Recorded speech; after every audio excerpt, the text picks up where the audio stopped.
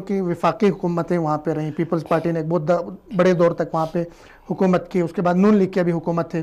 تو آپ کی حکومت اگر بنتی ہے وہاں پہ، اس پہ تو ہم سوال کریں گے اس کے لیے کیا وہ ہیں امکانات ہیں وہاں بننے کے، تو آپ کے پاس کیا ہے گلگت بلتستان کے لوگوں کے لیے؟ کیونکہ پرانے جو پہلے کی حکومتیں تھیں انہوں نے وعدے کیے، سرتاج عزیز صاحب کی کمیٹی بھی ہمارے سامنے، اس سے پہلے جو ہے ایک آدھا تیتر آدھا بٹیر جو ہے وہ ایک پیکج ملا. تو آپ کی حکومت کے پاس کیا پرکشش پیکج ہے گلگت بلتستان کے لیے؟ جیسے کہ آپ کو پتہ ہے کہ ہماری حکومت تو فرسٹ ٹائم پاکستان میں ہی فرسٹ ٹائم کوئی 22 سال ہماری پارٹی بنے ہوئے ہیں. عمران خان صاحب کی جدوجہد سے آج ہم پاکستان میں حکمران ہیں ہماری پارٹی.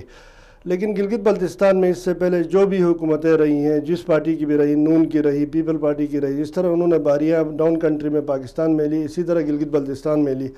انہوں نے صرف نعرے دیے لوگوں کو، لوگوں کی جو اندر جو بے چینی تھی، لوگوں کے جو ایکچوئل مسائل تھے ان کو فوکس نہیں کیا. لیکن انشاءاللہ میں یہ نہیں کہتا ہوں کہ میں نے پہلے آپ کو بتایا کہ ہمارا مسئلہ کشمیر کے ساتھ نہ تھی ہے. ہم کشمیر کا حصہ بے شک نہ ہے، لیکن ہم کشمیر ایشو کا حصہ ضرور ہے. اس کو ہمارے لوگوں کو سمجھنے کی ضرورت ہے کہ کوئی یہ کہتا ہے کہ جی نعرہ لگاتا ہے کہ میں فوری طور پر اس کو صوبہ بناؤں گا، تو صرف پاکستان کے چاہنے سے، تو پاکستان تو چاہتا تھا تو 71 سال پہلے ہی کر دیتا یہ مسئلہ. لیکن یہ ایسے کمپلیکیشن ہے، انٹرنیشنل ایسے گرانٹرز ہے، ایسے ایشوز ہے، جب تک وہ کشمیر کا پورا جو ڈسپیوٹ ہے اس کا کوئی سلوشن نہ نکلے تو الگ کر کے گلگت بلتستان کے لیے کوئی کہتا ہے تو بھی غلط کہتا ہے.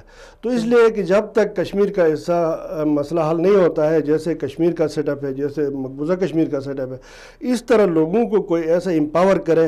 مین جو فارن ہے، کرنسی ہے، یہ چیزیں پاکستان اپنے پاس رکھ لے، انٹرنل جتنی امپاورمنٹ کر سکتے ہیں وہ کرنا چاہے.